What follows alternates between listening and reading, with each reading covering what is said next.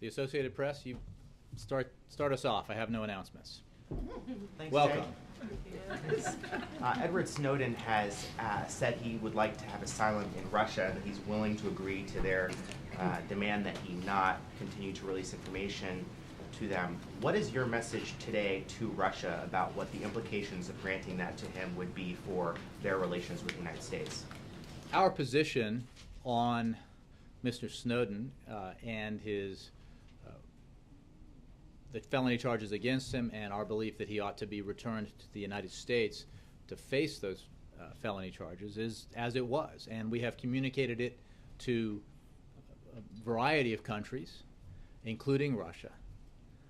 And so it's no different than it was. And I would simply say that providing a propaganda platform for Mr. Snowden runs counter to the Russian government's previous declarations of Russia's neutrality, and that they have no control over his presence in the airport. It's also incompatible with Russian assurances that they do not want Mr. Snowden to further damage U.S. interests.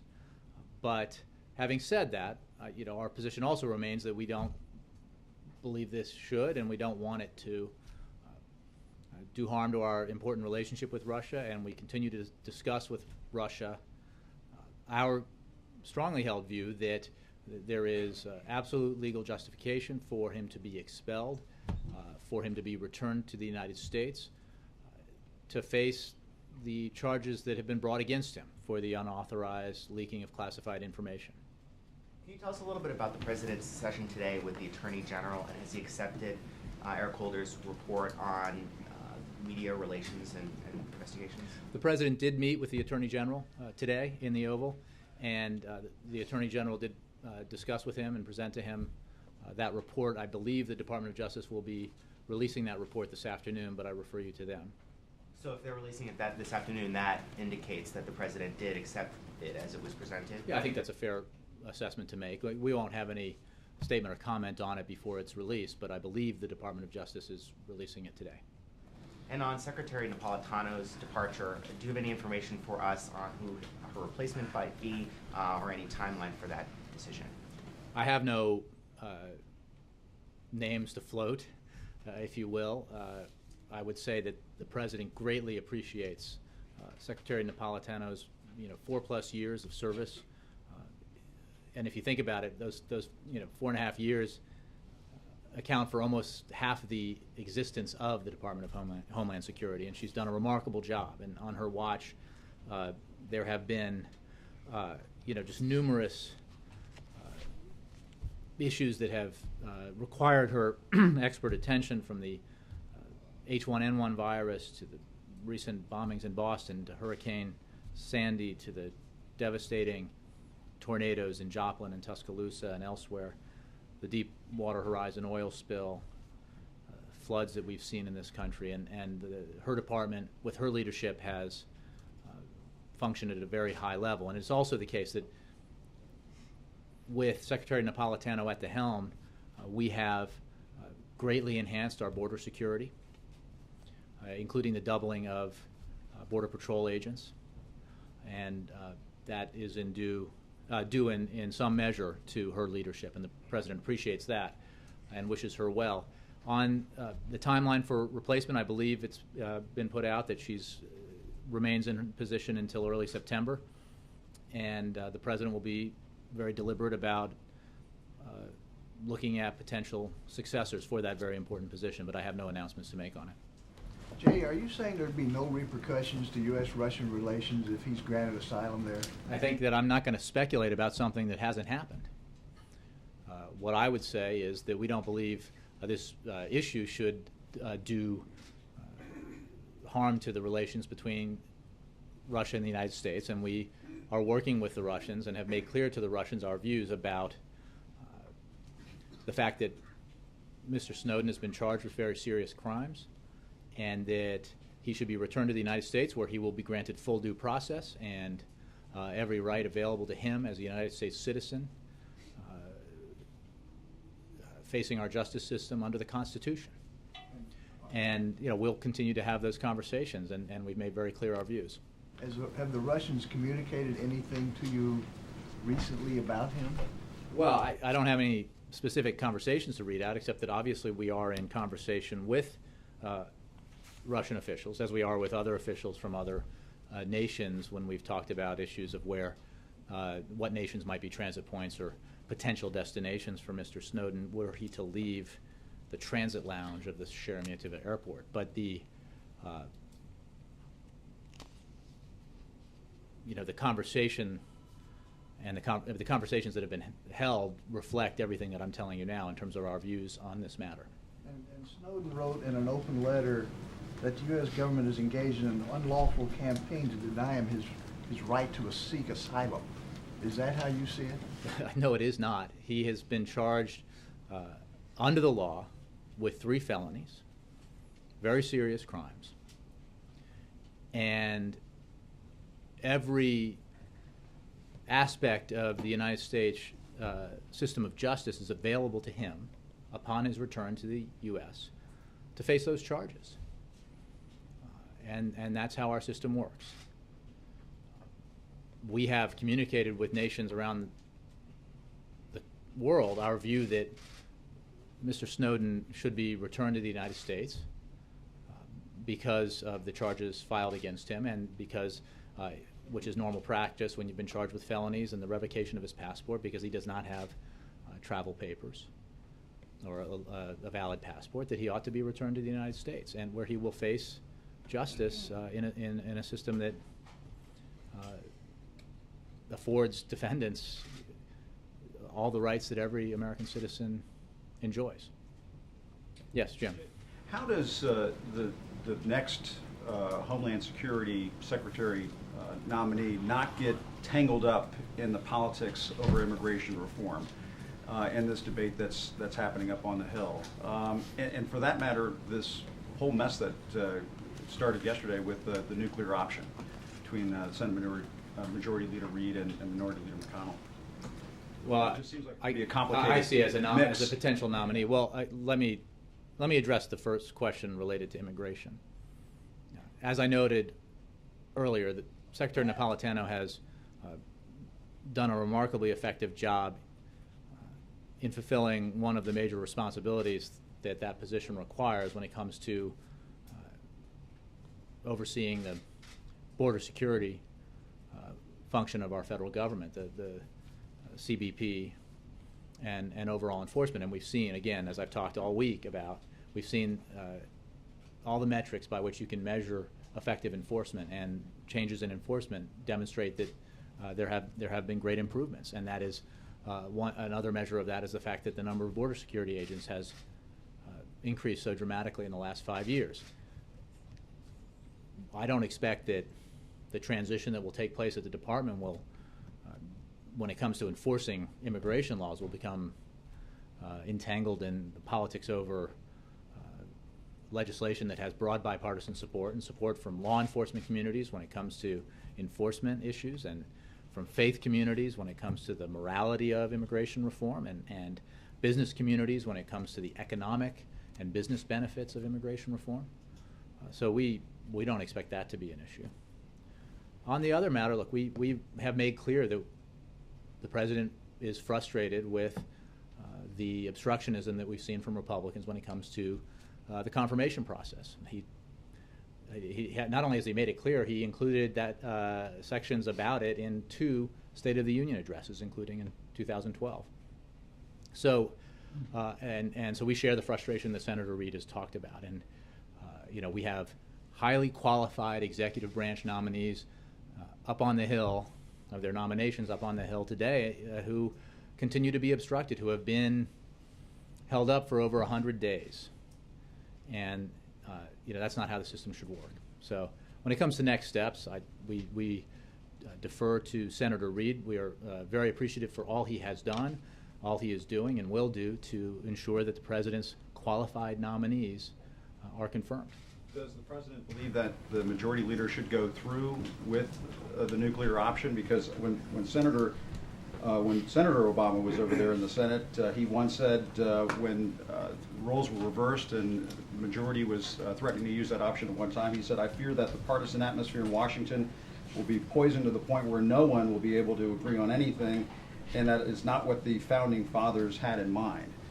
So given his previous statement on this, that he would agree with Senator McConnell on this, right? I think he would agree with this statement from Senator McConnell.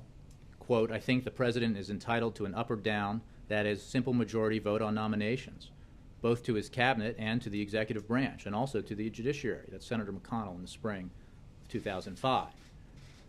The fact is, citing then Senator Obama's comments, is that the situation has gotten exponentially worse since Republicans gained, since in the last several years under Senator McConnell's leadership of the Republican minority, the obstructionism has doubled. The number of days that nominees have to wait, the kinds of obstacles and gridlock created by this refusal to take up and consider and confirm highly qualified nominees. I look at Gina McCarthy. There is no question about her qualifications. She is, by any measure, enormously qualified for the position to which she has been nominated. In fact, it's a position very similar to the one she held in the state of Massachusetts for then Governor Mitt Romney. More than 100 days. Her nomination has been pending for a floor vote. Richard Cordray. Here's somebody with support from Republicans and Democrats. Someone who has Republican state attorneys general who support him. Someone who, about whom not a single Republican senator has had a bad thing to say when it comes to his qualifications for the job to run this very important agency, the Consumer Financial Protection Bureau. And he's done an amazing job as he's held that position and waited for actual confirmation by the Senate. It's been 2 years. But why has it been blocked? Because Republicans in the Senate simply don't like the fact that the CFPB's existence is the law of the land. They lost that battle. The President insisted that the CFPB be created and that it had strong powers to protect consumers when it came to their rights using credit cards, and student loans, and mortgages. And there are just there's an enormous number of examples that demonstrate how effective already that bureau has been in protecting consumer rights. But Republicans don't like that. Senator Reid to be cautious here because, exercising that option would potentially fundamentally change the nature of the Senate. People say it would become essentially like the House. This is sort of playing with fire, is it not? The President said in 2012 in the State of the Union address, some of what's broken has to do with the way Congress does its business these days. A simple majority is no longer enough to get anything, even routine business, passed through the Senate. Neither party has been blameless in these tactics. Now both parties should put an end to it. For starters, I asked the Senate to pass a simple rule that all judicial and public service nominations receive a simple up or down vote within 90 days. Unfortunately, that recommendation has not been taken up by Republican leadership in the Senate. And contained within that, those remarks that the President made in the well of the House at a State of the Union address was an acknowledgement that this is a problem that has existed when and has been exacerbated in some ways by both parties, but there is no question that it has gotten, the world today is quite different than it was in 2005 when it comes to this issue in the Senate and the way that it's been run and the obstructionism that we've seen from Republican leaders in the Senate and Republican members in the Senate. It is not the same, and it is a real problem. When it comes to Senator Reid, we defer to him on Senate procedure, but we appreciate the support he's given and will give to the confirmation of the President's qualified nominees. Okay. Susan, welcome. Thank you. Thank you.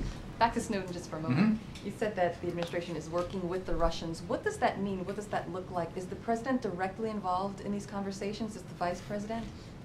We've had conversations with Russian officials at a variety of high levels, and the President actually does have a call scheduled with President Putin for later today. That is a call that has been on the books for several days. So he will have that conversation. Everybody read it out.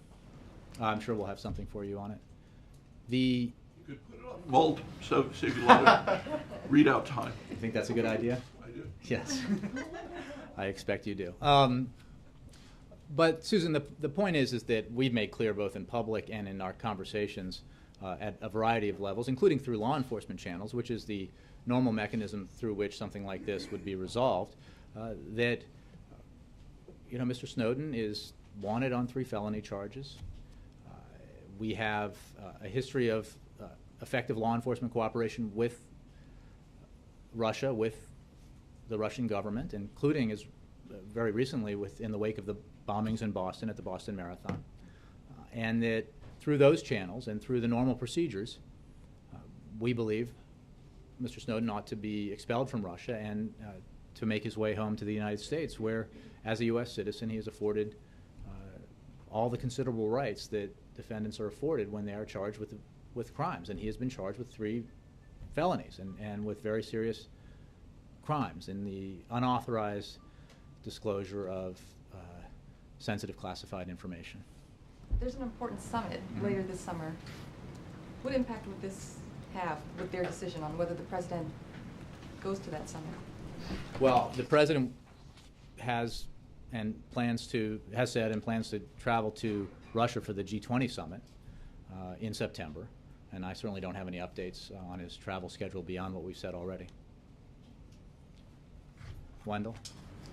Did the president accept the entire report from Secretary Holder? Did he ask any changes?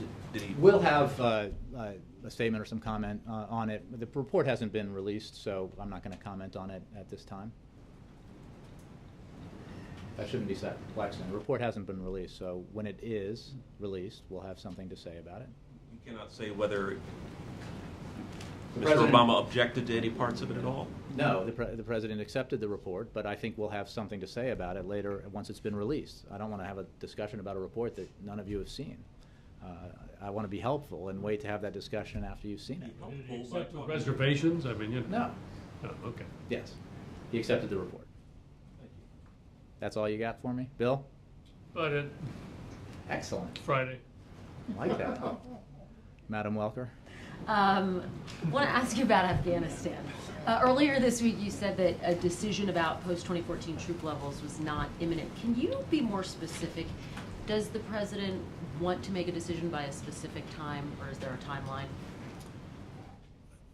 I really can't be more specific because it's just not imminent. I think that we're talking about troop levels beyond the end of 2014, which is 18 months from now. So, and we are in the process of further drawing down the troops that are in Afghanistan, roughly 60,000 currently, and we will be continually drawing those down as we hand over more and more responsibility for security to Afghan forces. The president will be discussing with his national security team the issue of a potential residual force post-2014. But as I've said earlier in the week, that the range of options depends on a number of things, and the range is full from, goes to 0 as we've discussed as a possible option, because the issue isn't a number, it's the fulfillment of our policy objectives. And the 2 policy objectives we have when it comes to a post-2014 security relationship have to do with continuing to counter the remnants of al-Qaeda and to continue to train and equip the Afghan national security forces. And the president will, with his team, examine our options in how we fulfill those policy objectives, working, of course, with the Afghan government in those discussions. And we have, discussions ongoing with the Afghans about a bilateral security agreement. We have a very important strategic partnership agreement that we continue to implement with them that has to do with what will be, regardless, a very substantial commitment to Afghanistan and Afghanistan's future, including a strong civilian component. Jay, on Thursday, a number of lawmakers, including Robert Menendez, made the argument that the president should make a decision soon to reassure Afghans that the United States would continue to support them. Does that add to the urgency? Is there a sense of urgency? And does he agree with that assessment? The president's going to be very deliberate about this, as he has been when it comes to assessing our options and our policy posture with regards to Afghanistan. We have, when it comes to assurances, 60,000 approximately men and women in uniform in Afghanistan today, fighting for and bleeding for the fulfillment of a policy that is aimed at ridding that region of al-Qaeda and preventing Afghanistan from becoming a safe haven for al-Qaeda or al-Qaeda-like extremist organizations in the future. But I think the argument that lawmakers are making is that the uncertainty. It's 18 months from now. I think that it is entirely proper, and I think the American people would expect that we would be very deliberate about these decisions as we continue to draw down troops in keeping with the President's promise and his policy objectives. And when the President has an announcement to make, he'll make it, but it is not imminent. And has President Karzai given any indication that he's getting closer to resuming peace negotiations? I don't speak for the Afghan government, but I haven't heard any updates on that. And has President Obama been working actively to try to resume those negotiations? We have an excellent team that works on these issues and continues to work on them. Is the President working on it specifically? I'm not sure what that means. As you know, we've talked about this issue several times this week. The President is always focused on and concerned about our troops in harm's way in Afghanistan and the fulfillment of his policy in the region. But that's something he thinks about and deals with every day. When it comes to our negotiations with Afghanistan, we have, and the Afghan government, we have very able personnel in Kabul. We have very able personnel in the Pentagon and at the Department of State who engage in those discussions regularly. Mark? Jay, can you elaborate beyond what was in the readout yesterday about what President Obama told Chinese officials about the failure of Hong Kong to extradite Ed Snowden? I can tell you that we've been very clear about our disappointment with the way that that situation was handled. I think Deputy Secretary Burns raised this and discussed this during the SEND, I think yesterday or earlier today. I think he said yesterday, quote, this is a paraphrase rather, "We were very disappointed with how the authorities in Beijing and Hong Kong handled the Snowden case, which undermined our effort to build the trust needed to manage difficult issues. At the U.S.-China Strategic and Economic Dialogue this week, we made clear that China's handling of this case was not consistent with the spirit of Sunnylands or with the type of relationship, the new model, that we both seek to build." The President also expressed his disappointment and concern with China's handling of the Snowden case in his meeting yesterday with the SNED co-chairs. Did China respond in any way? Well, I would refer you to the Chinese. I think we've been very clear and candid about our views on this. We've also been very clear and candid, as I think the SNED reflects, that we have a broad and important relationship with China, and we have had these conversations, this dialogue, was very useful and productive on many fronts. But that fact does not does not diminish our concern about the way the Snowden circumstance was handled. Yes, in the back. Thank you. Going back to the Afghanistan question on zero option, why is this being considered in the first place itself? And isn't this an opposite or contradictory to what the President has been saying, committing to Afghanistan people, that U.S. would have an enduring commitment to Afghanistan? We do have an enduring commitment to Afghanistan, and whether we have a residual force there or not, that commitment will continue. And the commitment will continue through our strategic partnership agreement. It will continue through a security relationship, which will involve our efforts to continue to go after the remnants of al-Qaeda in the region and to help train and equip the Afghan security forces. The question of whether or not there's a residual U.S. troop presence is something we have to negotiate with the Afghan government. We're not going to make a promise about a residual force if we haven't negotiated the circumstances of that with Afghanistan. So it has to be the case, as we've said as far back as January, that one option is no troops. I'm not saying that's a preferred option. I'm just saying to suggest otherwise would be to make assumptions about negotiations that have not reached a conclusion. Is the last option that the U.S. would have for Afghanistan? I'm sorry, what is that? Is the zero option the last option, the last? I'm not going to express preference because the purpose here is not to check a box and fulfill a quota in terms of the numbers of these are U.S. men and women in uniform who would be in a difficult assignment in harm's way, as they are today. And the choices we make about that are made very carefully and have to do with very specific policy objectives. And when it comes to a residual force in a country like Afghanistan, that is something that would have to be negotiated with the Afghan government. It is not something that we would presuppose until it's decided. April. And then Bill. Yep. I want to go to the Trayvon Martin case. The jury will be read the instructions after lunch today.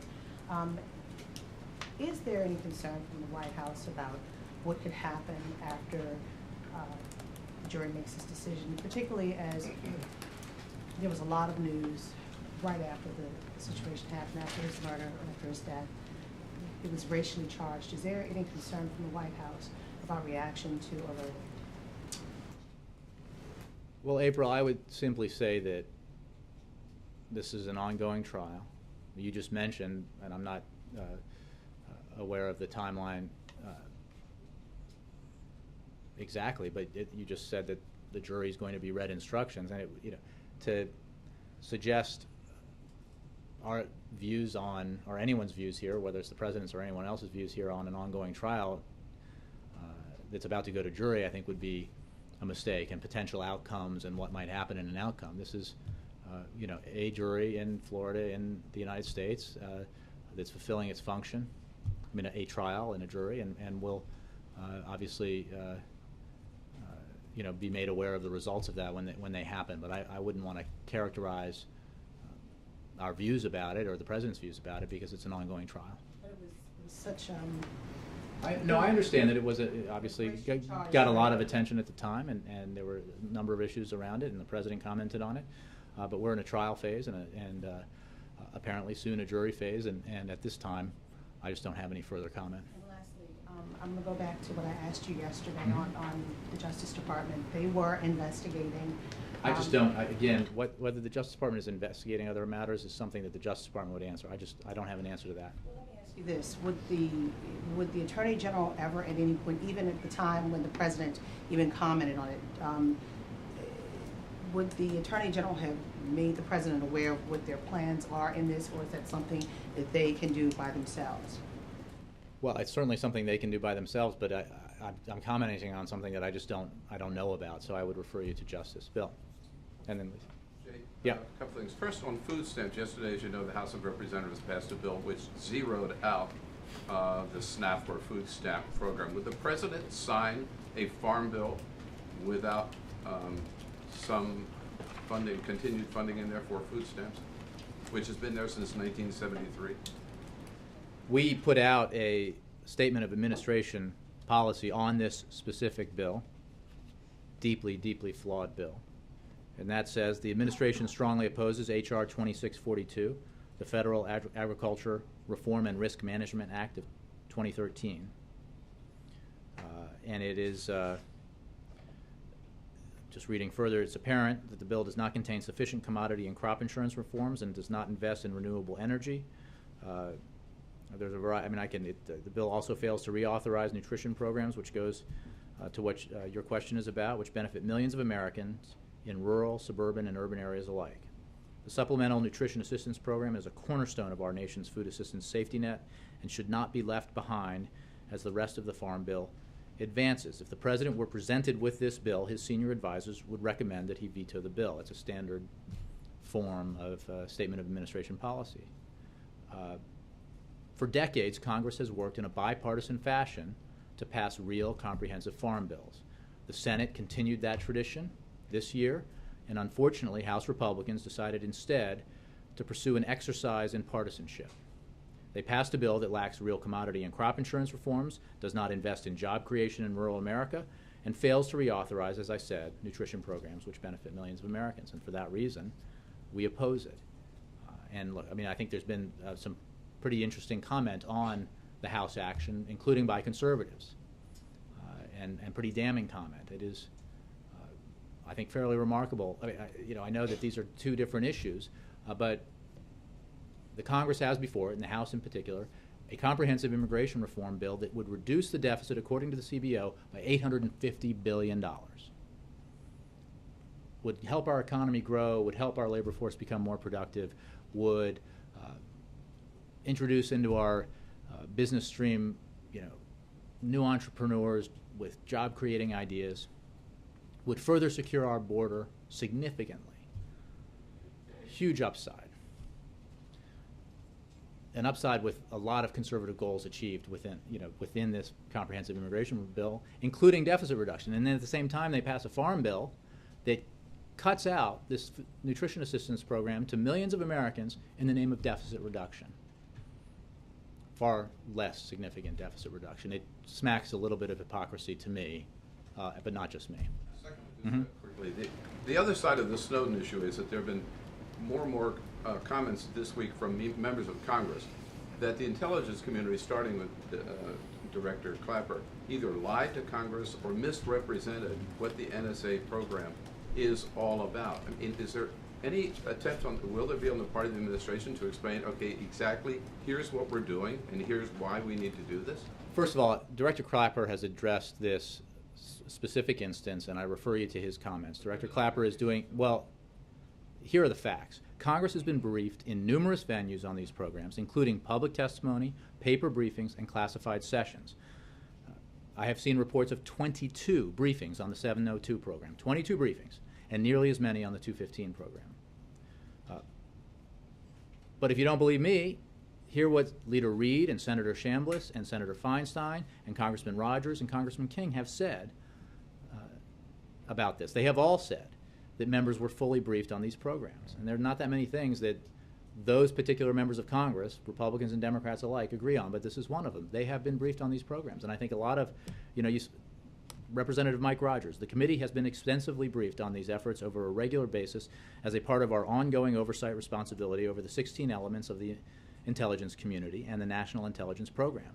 The collection efforts under the business records provision in Section 702 of the Foreign Intelligence Surveillance Act are legal, court-approved, and subject to an extensive oversight regime. It's the Republican chairman of the House. So we are very much interested in, and the President is very interested in, as he has said, in a dialogue about these issues and a debate about these issues, and in providing as much information as we can about these programs, mindful of the very sensitive nature, by definition, of intelligence programs that are designed to, as their main goal, thwart potential terrorist attacks against the United States and our allies. But it is simply not the case that Congress and the relevant committees and individual members have not been informed about these programs. There are Senator Merkley, Senator Udall, Senator Whitehouse, others. I know that there are some members who missed briefings. I know that there are some members who missed briefings in order to. They asked specific questions, and they were told misinformation. Well, again, I think the fact is they've known about these programs, they've approved these programs, they've provided oversight over these programs. I know that some members don't show up for these briefings. I know that some members choose appearances on cable television over these briefings, but the briefings exist and have happened. Ann. Thank you. I'm sorry, and then Lisa. Go ahead. Thanks very much, Jay. Does the President think that groups like Human Rights Watch or Amnesty International are being used by Edward Snowden when they show up at a meeting with him in the secure part of the airport? Does the President have any message for groups that stand up for what they describe as human rights? I would say a couple of things about that. One, those groups do important work, but Mr. Snowden is not a human rights activist or a dissident. He is accused of leaking classified information, has been charged with 3 felony counts, and should be returned to the United States, where he will be accorded full due process. And on the issue of human rights organizations in Russia, meeting with Mr. Snowden, I think we would urge the Russian government to afford human rights organizations the ability to do their work in Russia throughout Russia, not just at the Moscow Transit Lounge. And on the meeting with the Attorney General today, do you know whether the Attorney General brought to the President any information about whether communities in Florida have asked for Justice Department help or support? The meeting today was about the report that the Department of Justice is going to issue. I wasn't in the meeting, but I don't have any further information about it beyond that specific subject. Not that I'm aware of, but I wasn't in the meeting. Again, it was about this particular subject that we discussed and the deadline for the release of this report. Asked for help with the Justice. I would refer you to the Justice Department, as I said before. Yes, Lisa, sorry. When did the president find out that Secretary Napolitano was going to be leaving, and did he make the case that she should stay through the remainder of the I don't have specific. I mean, obviously, the Secretary advised the President of her intentions, but I don't have a date for that. I can tell you the President believes Secretary Napolitano has done an excellent job and is enormously appreciative of her service. She's been doing it for 4+ years, and while all of these senior positions in a White House or administration are very demanding, hers is particularly so. And so those 4.5 years represent a lot of hard work and a lot of the dealing with a lot of very stressful issues, no question. And Secretary Napolitano has met every challenge. So I think he's very understanding when someone who has devoted so much of her time and focus and energy to the fulfillment of her responsibilities in that job wants to move on. And he is very appreciative of the fact that she has left a legacy as a secretary of a department for nearly half of its existence that her successor will be able to build on in a positive way. And in fact, we'll be able to build on even more if comprehensive immigration reform is passed, if the Senate bill that we have seen emerge from the Senate becomes law, because that bill provides substantial new resources for border enforcement and substantial and important changes to our legal immigration laws that allow for enhanced legal immigration in a way that will bring enormous benefits to our economy. So the President's very appreciative of her service. And is he concerned about how having this having confirmation hearing for this post while the immigration debate is going on could influence the debate or anything? The President will nominate a very qualified person to fill that job, and as we've discussed in general, the President believes that qualified nominees for executive branch positions ought to be considered and confirmed expeditiously. And finally, Senator Schumer recommended Ray Kelly for the job. Is he under consideration? I think it is far too premature on the day that Secretary Napolitano announced that she's leaving in a month and a half to speculate about successors. The President will be very deliberate in examining his options. Chris. Thanks, Jay. I have my own question about Russia, actually. A big concern among the international LGBT community about anti-gay legislation and anti-gay violence in that country. There were some calls to boycott the 2014 Winter Olympics in Sochi. At the end of last month, Russian President Vladimir Putin signed into law a bill that bans the promotion of homosexuality to minors. Is the President aware of these calls for a boycott, and is he open to the idea of withdrawing U.S. participation from the Winter Olympics? I'm not aware of the calls. I can tell you that the President and this administration makes clear to our allies and partners and nations around the world our belief that LGBT rights need to be respected everywhere. But I don't have I haven't discussed this with him. The State Department may have more information, but I don't have a specific response from him or from the White House on that particular issue. But broadly speaking, we make our concerns about these issues known to countries around the world. And I think this came up in the President's trip to Africa, and he made that clear. Can you tell me if it came up in the bilateral talks between the President Obama and President Putin? Not that I'm aware of, but again, we make our concerns about issues like this known to countries where appropriate. One other topic too. I know you've answered a lot of questions about that LGBT workplace non-discrimination executive order, but there's one more thing I wanted you to address. In an email that was leaked to me in June last month, the treasurer of the Democratic National Committee, Andrew Tobias, told LGBT donors that he's spoken with people in the administration about it and everyone's for it and it will get done, but the holdup is a process that is broader than just this one very important and long-delayed agenda item. Do you dispute that a process is holding up this executive order? I've been very clear in answer to your questions and questions the other day that our firm belief is that we think that an inclusive Employment Non-Discrimination Act, which would enshrine into law strong, lasting, and comprehensive protections against employment discrimination on the basis of sexual orientation or gender identity, is necessary. And the President and his administration will continue to work to build support for it. And we saw an important step taken this week when ENDA passed out of committee in the Senate with some Republican support. We're not there yet, and I will not argue with you if you say that there are obstacles that ENDA faces to becoming law. But the fact is, this was a good week in progress towards passing ENDA, and the President strongly supports the efforts undertaken by Senate Democrats and some Senate Republicans to encourage the passage of this legislation, and we'll continue to work with the Congress to see it done. And the rest of that, I think our position has been well known about ENDA as the best means to pursue lasting and comprehensive protections against employment discrimination of LGBT individuals. I understand that, but why do you think the DNC treasurer would say that a process... I'm not familiar with an email that you said was leaked to you. I can tell you what I know here in the West Wing of the White House. One last question on this. There are 3 Senate Democrats who don't co-sponsor the Employment Discrimination Act: Bill Nelson, Mark Pryor, and Joe Manchin. As we get closer to the floor vote in the Senate on ENDA, do you expect the President will reach out to them and try to get them on board for support? I expect that we will try to encourage every member of the Senate to do the right thing and support that legislation. Voice of America. Syria question, if I may.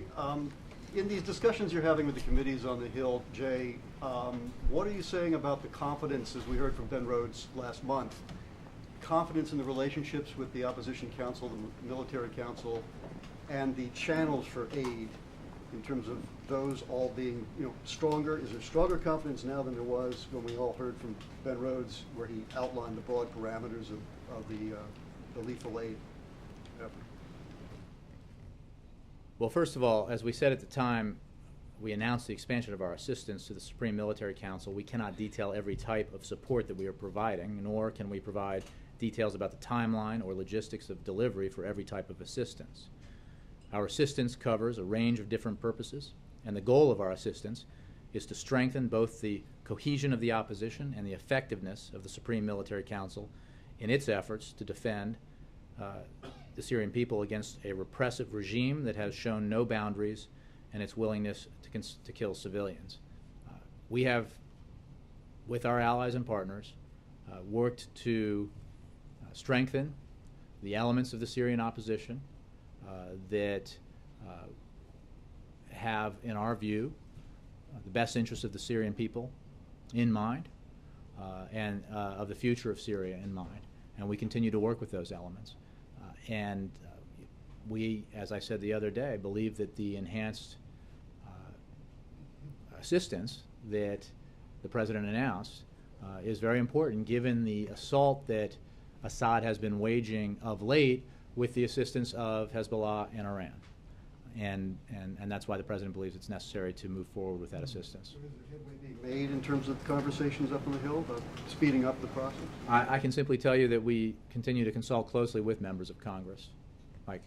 Thank you, Jay. 2 quick issues. The first one, I want to approach the DOJ report from a slightly different angle, setting aside whatever's in it. Can you tell us about the President's commitment to make changes in this area? On the executive side, I know you've talked about supporting the SHIELD law. And should we see this as the last word on this subject or part of the continuing conversation? I think the President made pretty clear his views about this issue and this matter on several occasions earlier when it was a focus of a lot of attention here in the briefing room and broadly with the press in Washington.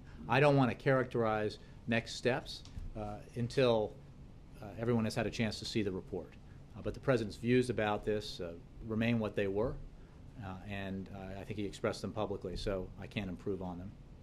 And the part about, would it be the end of the conversation or just part of the conversation?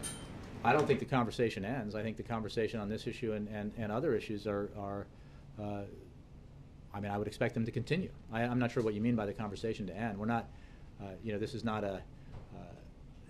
this is an effort to examine an issue in a way that reflects the President's belief about the importance of the job that reporters do. I'll let the Justice Department speak to its report, and then we'll have some comment or statement afterwards. And the other issue, I don't want to jump to the week ahead here, but can you say a little bit about the visit of Bush 41 on Monday? I can tell you that the President and First Lady will host former President George H.W. Bush and former First Lady Barbara Bush and members of the Bush family for an event to honor the winner of the 5,000th Daily Point of Light Award. The Points of Light, as those of you might remember from the George H.W. Bush administration, is the world's largest organization dedicated to volunteer service, mobilizes millions of people to take action that is changing the world, and recognizes individuals who are making a difference through service and volunteerism. The President very much looks forward to this event. He has very high regard for President George H.W. Bush and former First Lady Barbara Bush and the Bush family. So I know he and the First Lady are looking forward to this event and always looking forward to an opportunity to be with the former President and the former First Lady. Thanks, Jim. Victoria. On Guantanamo, on force feeding, the judge ruled that she couldn't stop it, but that the president could. It's Ramadan, and as you know, one of the principles of Ramadan is it's a time of reflection and not a time for conflict. These detainees are being strapped down and are having tubes inserted into them against their will, so they are being forced into a conflict situation. So. No, I appreciate. I don't have anything new for you on our position. The President obviously does not want these individuals to die. He is understanding of the circumstances around this issue. He believes very strongly and is working to make happen that we need to close Guantanamo Bay. And as you know, he talked about this not that long ago and is taking steps to redouble our efforts to bring that about, mindful of the fact that we faced obstacles from Congress. On the specific handling of detainees at Guantanamo Bay, I'd refer you to the Defense Department. So if we come at it from a different way, if you don't want to address the Ramadan issue, the President believes in a woman's right to choose and a woman's right to privacy. Does he also accept a man's right to privacy and a man's right to choose control over his own body? In other words, that if a man chooses that he doesn't wish to eat, that he has that right? Well, again, I understand the complexity of these issues, Victoria, but I don't have anything more to say beyond what I said earlier in the week, which is the President is obviously concerned about this, but is also concerned that he does not want to see individual detainees die. And for more details about the handling of detainees, I would refer you to the Defense Department. That they have the right to Again, choose. Victoria, I just don't have anything more for you on that. Yes, Isaac. Back to Syria for a second.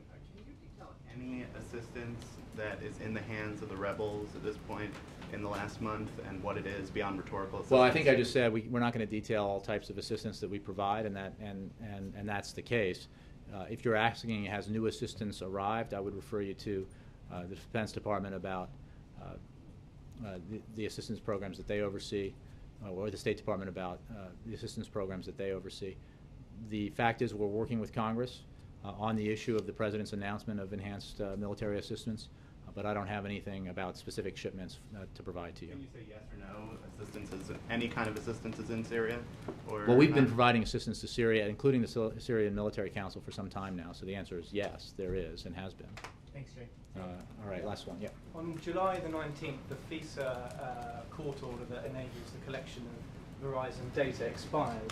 Does the administration plan to renew or amend that order? Well, that's a question I think best addressed to the Department of Justice. I don't have anything for you on it, but thank you. Yes. One day. Yes, Steve. The breaking news from your... The phone call with the President Putin, is it specifically about Snowden, or is it a myriad of topics? Well, I don't think that's the only topic that will be discussed. I'm sure that will be discussed. I just want to make clear that it was something that we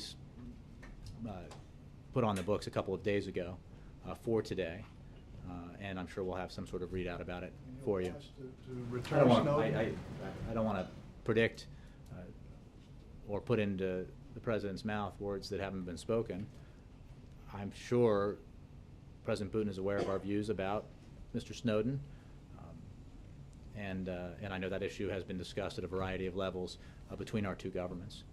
If I may, I will read the week ahead. As I just mentioned, on Monday, the President and the First Lady will host former President George H.W. Bush, former First Lady Barbara Bush, and members of the Bush family for an event to honor the winner of the 5,000th Daily Point of Light Award. On Tuesday and Wednesday, the President will attend meetings here at the White House. On Thursday, the President will participate in an ambassador credentialing ceremony here at the White House. On Friday, the President and the First Lady will host the Diplomatic Corps reception for the Foreign Diplomatic Corps at the White House. And that's your week ahead. Have a great weekend, everybody. Thank you.